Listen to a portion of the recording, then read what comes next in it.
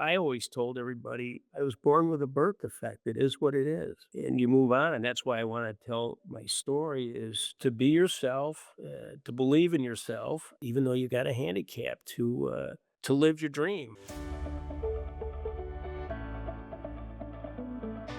This is Enable, the disability podcast where we'll share stories, experiences, support, resources, and more for people with disabilities and different abilities. We are at Enable Podcast on social media. My name is Jeff Herbert. And my name is Kurt Hauer. We're talking with John Eves, a radio and TV broadcasting veteran who has cerebral palsy. Thanks for joining us. Hey guys, it's great to be here. It's great you're doing this podcast. And like I told you, I'm kind of at the end of my career, retired down here in sunny Florida. I love central New York, though, guys.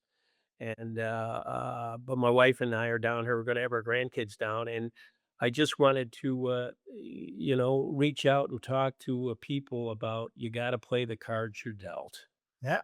So John, you were born with a birth defect, but you weren't diagnosed with CP until much later. Can you tell us what it was like growing up with that?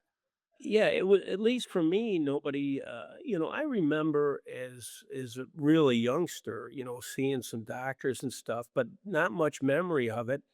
And I was just told I was born with a birth defect. I have it's in my right hand and fingers, and in my right leg, you can feel a difference.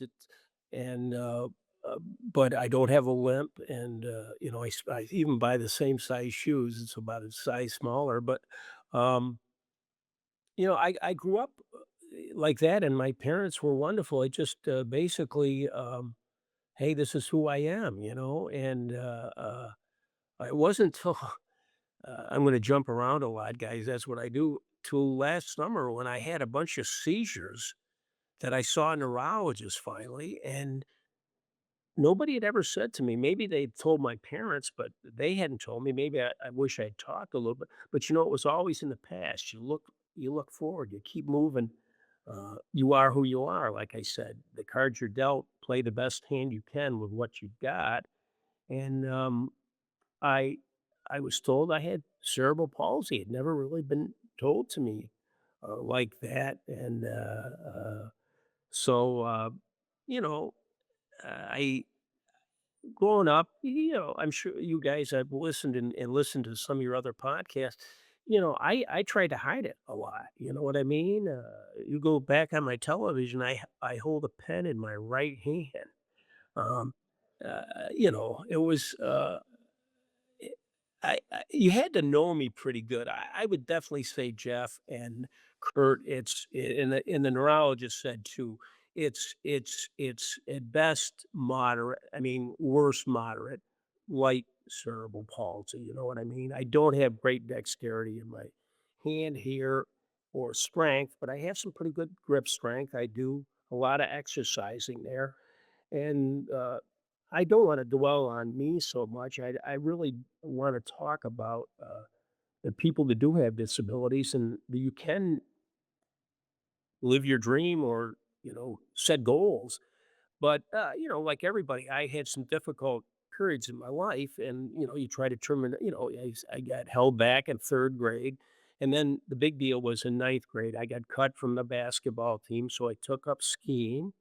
I got cut from the baseball team, so I took up tennis.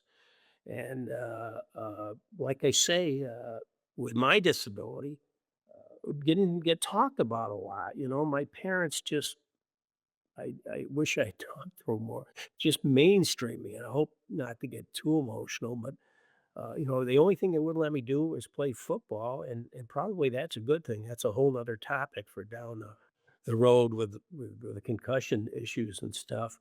But, I had people over the years say, "Hey, what's wrong with your hand?" And I remember my dad always say, "Keep your arm down."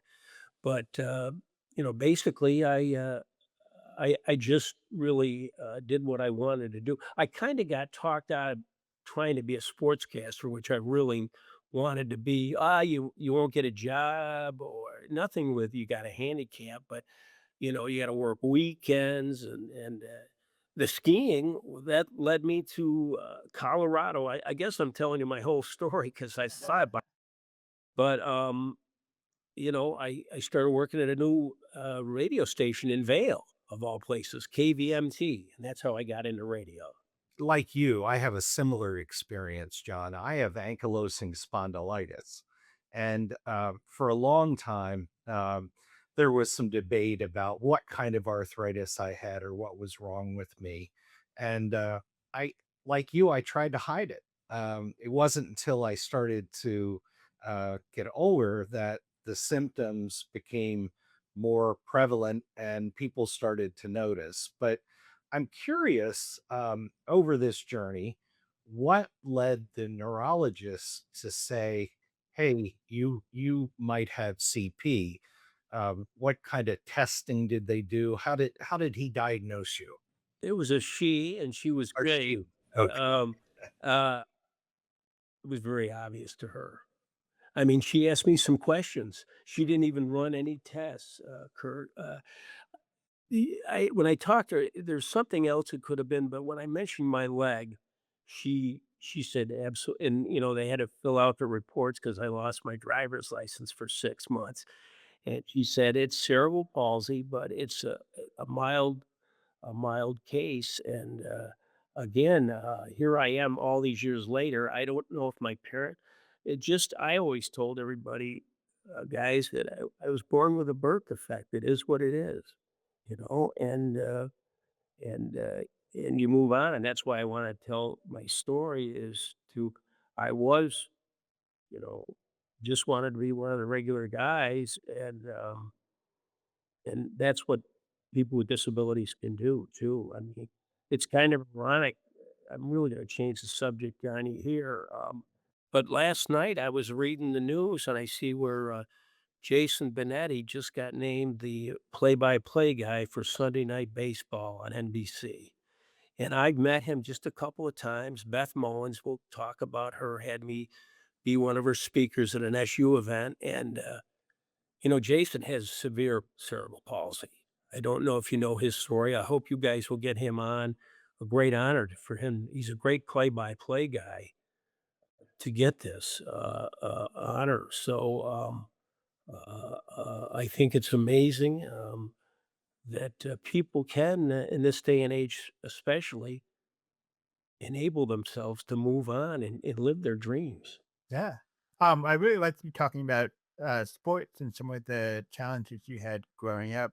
I haven't talked about this on the podcast yet, but when I was young, I loved basketball and football. I still enjoy watching it, but my parents wouldn't let me play football because if I got hit in the head, I could lose more hearing. And of course, there are other health risks with that involved as well. And then basketball, I did play basketball and soccer until I was 15, but soccer, I wasn't allowed to do headers because if I got hit in the head, I would lose more hearing. In basketball, I had to quit when I was on the freshman basketball team in high school because I got hit in the head and lost all my hearing suddenly. And, with some medication and rest, I was able to get it what little hearing I had back. But I didn't want to risk losing it again.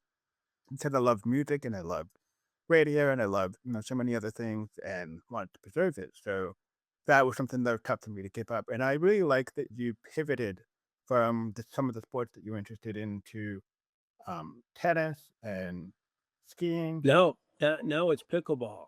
Oh, pickleball. Okay. I was That's going to ask, what do you you get to the be attraction right. in that? It's fantastic, guys. It's fantastic. Quick story, real quick. So I met this woman down here last year, and she lives in Ithaca, and we hooked up and we played in the Empire State Senior Games, which are held in Cortland every summer. And we got a bronze medal in our age group. Oh, congratulations. That's Eh, wonderful. Wonderful. Can I be yeah, totally honest? There were only 5 teams. Oh, that still counts. Yeah, I your just secret's safe with us. Yeah. I did want to talk about how fortunate I have been, and to live my dream. I go back to, and I think Jeff, you and I had talked about it. I had a little walkie-talkie radio station in my neighborhood growing up on the SUNY Cortland campus. And then, you know, I worked in Colorado Springs, had a great run there, and Denver even worked with some famous people there, and took the job at Channel 5. They had offered it to me a few years, and I finally did take it. And, you know, what a year to come back. We go to the Final Four, lose to Indiana, and then the Sugar Bowl. But Butch Charles, you knew Butch, you told me. But We're Butch driving Spicer hired me when I worked in we're radio. we're we're we're Yeah. driving around, one day, and he says, "Hey, there's gonna be an FM license down in Cortland and Homer." And I said, "You know what? I'm gonna go." You know how things in life just kinda happen that, and I did it, and it, you know, and now to have my 2 boys, I've got another daughter who's fantastic, working for, the New York State Historic Preservation department, but Mike and Jack at the station. And part of the reason I had these seizures, guys, is because they think I was too stressed. You know, it's your baby. It's hard to let go. And I think I told this neurologist I could be the poster boy because I have cut back on the stress, trying to de-stress. And I even mentioned to you, Jeff, I'm because I'm certainly no perfect person. We all I had to be here. I'm blessed. But, you know, a simple thing like I'm bricking NAs now, you know what I mean? And they taste good. And, she said it could have something to do she showed me a picture of my brain, you know, and I saw the starring on the left side where the cerebral palsy is, and that may have something to do with it, but she said, "We'll really never know." And since then, I haven't had any issues. John, you mentioned Butch, and when he hired me for my first job in radio, I worked in radio professionally for 6 years. I was Deaf Jeff. I was DEAFGEOFF. I was very open and honest about my hearing loss, but he never once asked me, can you really do this radio show? I mean, maybe he thought I meant deaf like DEF, like I was cool, like Def Jam Records, but not quite. Did anyone ever ask you about you mentioned that when you were younger, some people ask about your hand or your arm. Did anyone ever ask about you professionally, like raise doubts about whether you could do a job? Yeah, not really though. I mean, you know, they ask, you know, "Hey, what's up with your arm?" Or, I think, really, Jeff, people are I think in some respects, maybe it helped me. I think people are nice. They see you've got a handicap, you know, especially when I play sports with people or something, and they just kinda take you under your wing, you know. And, I never remember, any it might have been said, Jeff, but not in front of me, you know what I mean? But I was a realistic enough person, Jeff, that, when this opportunity came up, I said, "Boy, if I could ever do this radio station, it would be a dream." But also, I was realistic to know I wasn't gonna be, Mike Tirico, which we'll talk about Mike in a second. I saw his incredible talent. He was an intern at Channel 5, and I told Bayheim, when we first started doing his show, "Hey, this kid's gonna go gangbusters." Nobody knew he was gonna go like he went, but I had a realization of an expectation that, you know, my platform was only so high, and, so, I went for it. And again, so many things. My brother Bruce, he came back from Colorado. My wife Patty, we ran the station, and of course, being from the Cortland community helped a lot too. People wanted to support you. You know, I think a lot of people more than I think about know I have a handicap. They just never spoke about it, you guys. They just never, you know, brought it up, you know, sometimes, you know, but, not really that often. Well, John, you mentioned earlier about something to do with your pen that you had to hold it and in a different in your other hand. And I'm just wondering about your career. Did you need other accommodations or resources? That's a great question, Kurt. I worry down the road because I have such little actual strength, but you're amazed when you're totally one arm, you can do a lot. I could, at some of the early TV jobs in Grand Junction, we had to be our own cameraman. And I figured out, even though it was built for a right-handed person, I could always, the world is built for right-handed people, but I could always seem to figure out a way to do stuff left-handed. There's is a few things I can't do, but I can't think of many. I've got a torn rotor cuff. This is another interesting part of this whole deal. And I've done enough research on it. I've been able to manage it, and I don't want to have the surgery because God forbid I did. Shoulders aren't like hips or knees. Something would go wrong, and also the recovery period would. I'd almost probably have 24/7 help to do some mundane uh, life situations. So. And that's what I want to tell again. I want to focus on, especially younger people that have. You don't need to hide it. You can embrace it, and you can still reach your goals. That's what we're here for. That's what it's all about. Well, we really appreciate that message. That's extremely helpful. What do you wish that more people knew about you or others who may be in similar situations? How can others be supportive? Uh, Support them, and I think most people are really, Jeff. That just treat them as a regular person. I mean, some people have much, and I'm blessed again. I really never looked at it as a disability, really. I mean, there's some things, yeah, I was bummed out when I got cut from the basketball team, and I can't play guitar. I or piano. I realized I had limitations, and I have to find something that I was good at that I like to do, and that's the key to it. That's what I tell people: is you find something that you like to do and you're good at, and that's your life. Here on the Enable podcast, we also like to remind people that we're not solely defined by the things we can't do when there's so many things we can do. Um, do you have any favorite memories from your career or Uh, accomplishments you're especially proud of? yeah, and I told you one, and my kids, when I say, they said, "Dad, it's so."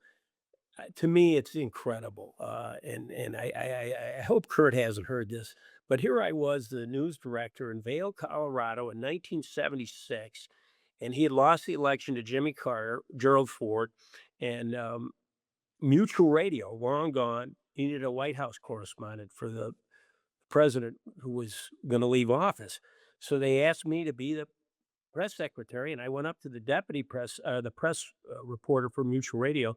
I went up to this guy, John Carlson. He was the deputy press secretary. He said, "Introduced myself, John." He said, "I'm a pretty good skier. Uh, would like to ski with the president." Called me back, and I got to ski with the president of the United States. Me and a Me and an old NBC reporter named Russ Ward rode the triple chair with him, Jeff. They were just coming out these triple chairs. The president was in the middle. The Secret Service agent, I'll never forget, was Larry Foster. He's the guy that pulled the gun from Squeaky Frome. Not kidding. And I was on the other side, and I got to ski with the president of the United States. And I always kid everybody I didn't give him any money because I didn't have any. Oh, that's a great story. Yeah. And you guys too. Over the years, we had the Jets in Cortland. That was a lot of fun. The training camp. And, to meet, Joe DiMaggio, interviewed Ted Williams, the list goes on and on. My wife is so great, Patty. I've got my man cave, with my pictures and stuff. And then I can't forget, I talked about Mike Tirico. I got a text from him before the Super Bowl, guys. And it was so great. He said, just letting you know I wouldn't be doing all this stuff at my time working with you. And that meant a lot to me, and, his family, his Debbie, and I'm so glad to hear his mom's still alive and see him do this stuff. And then Ian Eagle, I've shared stuff with him. He was an intern, and his son, look at Noah. He's phenomenal. And then Beth Mullins, I gave her first job, and she did women's Monday night. Jeff Kulikowski, the local news guy that Jeff would know from Channel 9 in Syracuse. I gave him his first job. So, but again, it's my family that I'm most blessed for. So, I can't thank you guys enough for letting me uh, get a lot of this stuff out there. Well, thank you so much, John, for talking to us and for sharing your life experiences. Um, we just want to ask, do you have anything else that you'd like to share with our audience about, um, some closing thoughts here, or maybe how they could approach things themselves? A lot of it, I think, Kurt, is what we you guys have covered, and uh, is to be yourself, to believe in yourself, and I'm blessed. To family, to be where I am, appreciate those, and and to don't be afraid, even though you got a handicap, to live your dream. You may not, but you can do a lot of stuff, and I'm so much more appreciative of my life now than what I have. Thank you again for joining us, John. This is Enable the Disability Podcast. We are at Enable Podcast on social media. Please like, follow, and subscribe. And please share this podcast with your family and friends so we can share more stories about people with different abilities that bring us all together. Thank you.